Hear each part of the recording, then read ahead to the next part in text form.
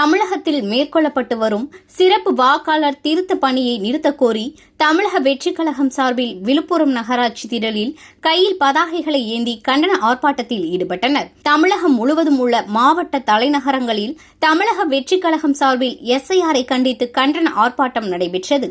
அதன் ஒரு பகுதியாக விழுப்புரம் புதிய பேருந்து நிலையம் அருகே உள்ள நகராட்சி திடலில் தமிழக வெற்றிக் கழகம் சார்பில் தமிழகத்தில் தேர்தல் ஆணையம் சார்பில் நடைபெற்று வரும் சிறப்பு வாக்காளர் திருத்த பணிகளை நிறுத்த கோரியும் ஒன்றிய பாஜக அரசின் கைப்பாவையாக தேர்தல் ஆணையம் மாறிவிட்டதாக தெரிவித்து கண்டன ஆர்ப்பாட்டம் நடைபெற்றது. இந்த கண்டன ஆர்ப்பாட்டம் விழுப்புரம் மாவட்ட நிர்வாகிகள் வடிவேல், குஷிமோகன், சுரேஷ் தலைமையில் நடைபெற்றது. இந்த கண்டன ஆர்ப்பாட்டத்தில் சுமார் 1000 பேர் கலந்து கொண்டு தேர்தல் ஆணையத்திற்கு பாஜக அரசுக்கும் எதிராக கண்டன கோஷங்களை எழுப்பினர்.